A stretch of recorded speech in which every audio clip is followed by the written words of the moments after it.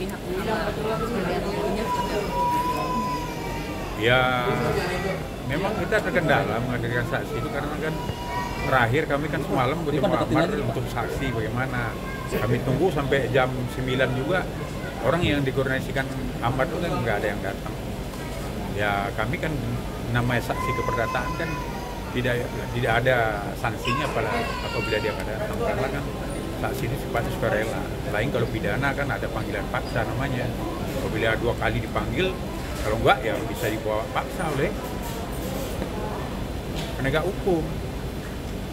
Tapi dengan ketidakhadiran para pihak saksi dari pihak Amar sendiri, apa akan lebih mempercepat proses ini atau gimana? Ya proses ada juga saksi beracaranya tetap aja aturan beracara yang sama. Walaupun kami ada saksi tetap aja ya prosesnya ini hari terakhir juga. Pasti tanggal 25 kesimpulan 1 Februari dari diputuskan. Mungkin bisa dielaborasi nggak sih apakah mungkin memang Bang Amar yang memutuskan untuk tidak mendatangkan saksi atau memang saksinya yang tidak mau datangkan atau tidak ingin atau gimana nih Bang? Ya kalau dari keterangan orang-orang yang direkomendasikan itu kan mereka berhalangan, bukan nggak mau bantu juga. Ya, cuma kan waktu orang kan, karena orang-orang ini kan udah kerja semua di pihak lain. Dan kemudian harus kita paham juga misi Amar kan tidak akan. Jadi kan dia nggak bisa meyakinkan orang. Dan kalau kami datang ya apalagi kayak kami kuasa hukum kan ya nggak kenal sama saksi. Lain kalau saksi yang kami yang terkenal. Dan memang kadang-kadang ada di negara kita ini kan orang manakala jadi saksi itu kan kecurigaan orang tinggi. Padahal kan harus dipisahkan antara saksi pidana dengan keperdataan. Ini siapa sih Bang yang jadi saksi? Mungkin boleh dijelaskan. Yang di list mungkin. Ya, saya nggak boleh ngomong lah karena bukan apa. Satu kan dia gagal kita hadirkan. Kemudian kan nanti Amarnya sedih juga. Karena orang-orang yang jadi saksi orang terdekat yang banyak berjasanya Amar ke mereka gitu pada waktu jayanya. Jadi memang ya kalau kami sebutkan nanti orangnya kan Amar yang sedih. Bang, tapi mungkin rencana awalnya Bang Amar mau menghadirkan berapa orang saksi? Orang sebenarnya orang dekat dia itu 3 orang, bisa 4 juga. Keluarga mungkin Bang atau kalangan artis Satunya juga? dari keluarga atau seperti apa Bang? Ya itu saya bilang kan nanti terka lagi, nanti sedih lah dia. Karena kalau orangnya nggak datang Bang ya nggak usah bicara ke media gitu. Tapi sebenarnya Nanti dia, ah? udah lanjut Bang, lanjut. Lanjut. Ya itu. Kalau orangnya nggak datang dia sedih. Karena orang ini selama ini dibesarkan oleh dia. Nah, ya dibawa. Ya banyak lah sekarang kan kalau kita tengok orang-orang yang jadi saksi ini kan orang-orang dari pihak Iris juga kan orang-orang yang selama ini dekat juga sama Amar kan. Dalam situasi begini kan tentu ya lebih menguntungkan satu penggugat karena kan dia di luar bebas. Kemudian dia udah lama mempersiapkan diri kan. Nah, kalau kita kan cuma menunggu tiba-tiba ada gugatan baru di situ kita meladani dulu beracaranya, kemudian baru masuk pembuktian. Jadi persiapan kita itu memang ya sulitnya di situ karena Amar ini ditahan, kemudian kita kan persiapannya waktu cuma 2 minggu. Dan segala kita pelajari juga kan ya dalam hukum acara keperdataan kan nggak perlu juga saksi, bukanlah memang menentukan, tidak juga. Tapi untuk sidang selanjutnya sendiri kapan sidang? Sidang selanjutnya dan sampai keputusan berapa sidang? Tanggal 25, tapi ekor. Keputusan sendiri? Dia ekor juga, tanggal 1 Februari nanti keputusannya ekor. Kita mau. Bang, tadi kan Abang sempat sebut dari salah satu saksi itu ada orang yang tumbuh besar bersama Amar. Apakah bisa disebut ibu tirinya nggak sih Bang atau gimana? Kan tumbuh besar bersama Amar kan berarti lebih ke keluarga ya Bang. Bu Tiri. Barangkali mungkin kalau ada. Mana? Amar nggak tahu, nggak ada punya ibu tiri. Atau adik mungkin. Atau Hah? Adik keluarga ya Bang bahasanya Bang Amar. Ya terka aja lah semua wartawan sendiri. Karena saya kalau orang yang hadir kata Amar ya janganlah om bicara. Nah kan saya punya etika pengacara. Pengacara apabila tidak sama dengan wartawan juga, kalau orang nggak mau diwawancarai kan nggak mungkin mau juga. Pasti ya kita kan pasti ya nggak mau juga kan. Ya sama juga saya kalau udah ada pesan gitu kan saya harus mengapresiasi yang lain. Kalau dia datang ya wartawan biar tahu semua kan. Tapi nggak datang ya bilangnya begitu, janganlah oh, sedih saya nanti katanya kan. Apapun berita di luar kan pasti nyampe juga. Tapi untuk kondisi Amar sendiri sekarang gimana sih? Kondisi Amar? Ya, kalau kondisi fisiknya bagus, psikisnya udah mulai bagus juga karena saya dapat berita bapaknya udah mulai sehat, ya, udah keluar rumah sakit. Nah berarti kan kalau udah direkomendasi dokter keluar berarti kan ada penambahan kebulian kan.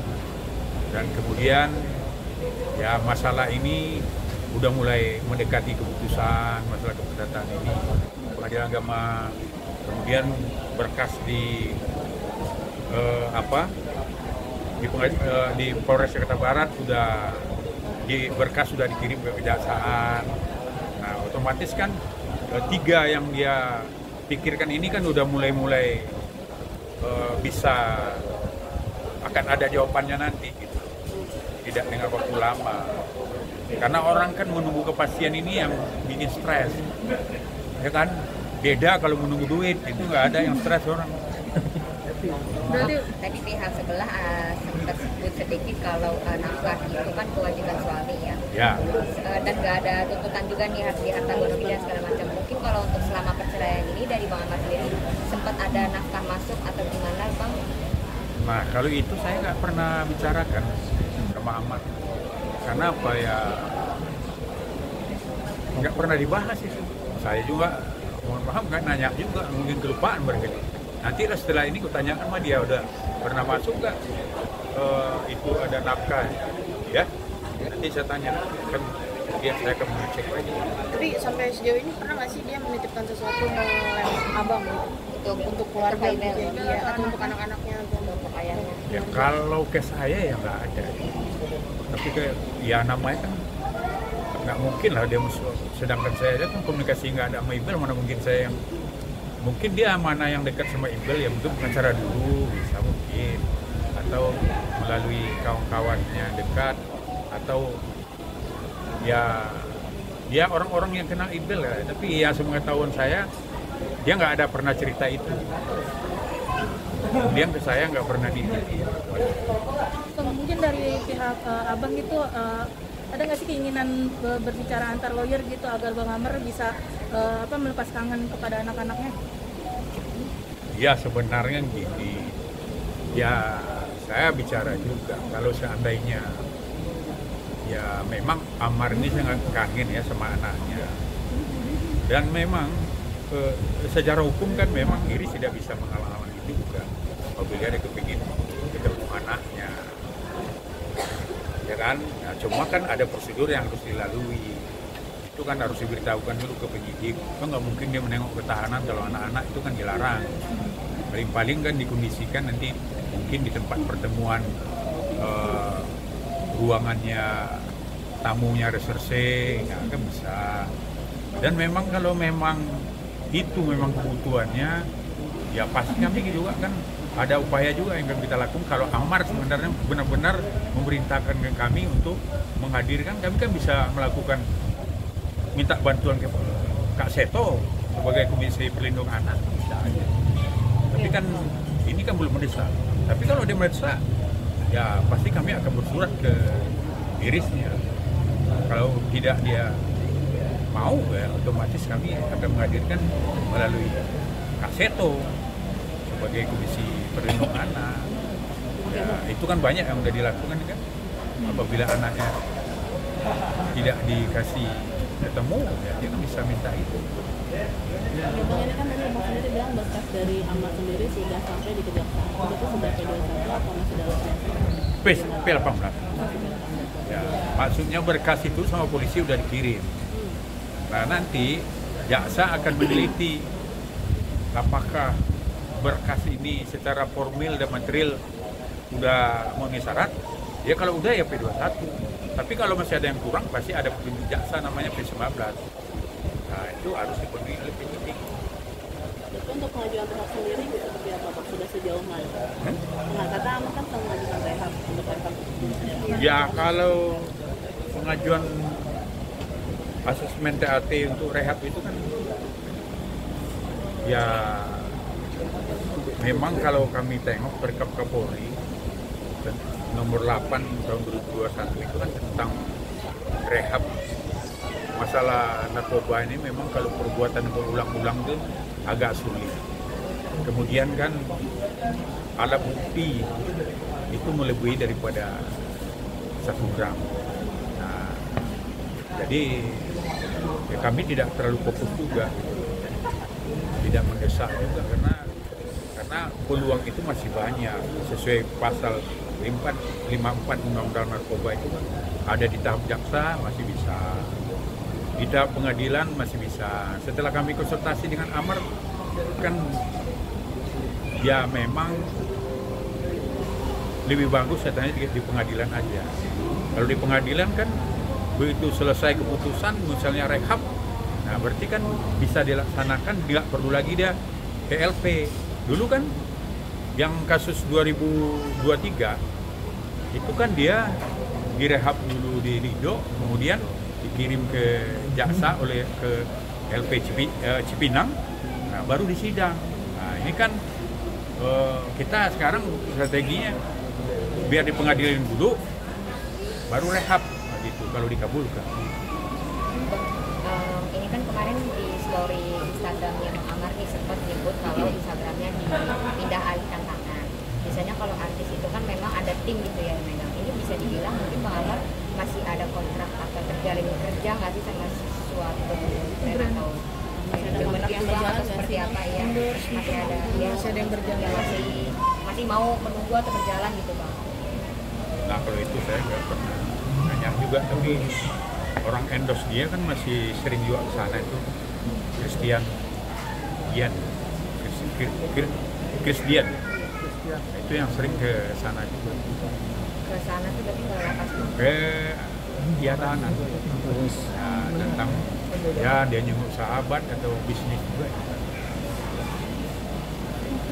Tapi kalau Bang Ahmad sendiri sempat nyebutin nggak sih atau cerita gitu, ya Bang ini kita ada omongan soal bisnis atau pekerjaan yang mungkin masih ada yang mau berlanjut kontraknya gitu sama Bang Ahmad? Kalau itu nggak ada. Kebetulan kan kami kan nanya, kalau kita ini kan PH ketemu itu kan lebih banyak membahas tentang perkara yang di sini, perkara yang di Polres Jakarta Barat. Kalau mungkin kalau dengan manajer endorse-nya itu pasti dia bahas bisnis kan. Tapi kan mereka kan nggak selalu bersamaan dengan saya. Kalau saya kan ya datangnya nggak selalu sendiri, nggak pernah sama dengan manajer endorse, dan tidak pernah saya tanya. Tapi kalau untuk temannya ini yang sering bahas bisnis ya Bang, mungkin seberapa sering sih Bang? Apakah seminggu 3 kali atau hampir setiap hari gitu? Tapi saya lihat sering juga, cuma ya saya nggak hitung juga itu. Tapi biasanya media nggak, kalau dia berkunjung ada juga meliput itu. Ada. Bang, terakhir dari aku, kan pas pertama kemarin Amar bebas itu kan sudah mulai banyak mungkin dari brand ambasador yang mengambil jadi mengontrak Amar apa segala macam, itu udah ada yang bukan kontrak kah, terus tiba-tiba Amar ketangkep terus jadi kena penalti kah atau gimana gitu dari Amar sendiri, dan terakhir dari Amar? Nah, pengetahuan saya memang udah banyak memang. Masalah tinju malah udah dikasih DP, udah kasih cek DP ya. Nah, kemudian ada beberapa brand ambassador juga. Ya sebenarnya kalau nggak ada masalah ini ya perubahan ekonominya mungkin drastis juga.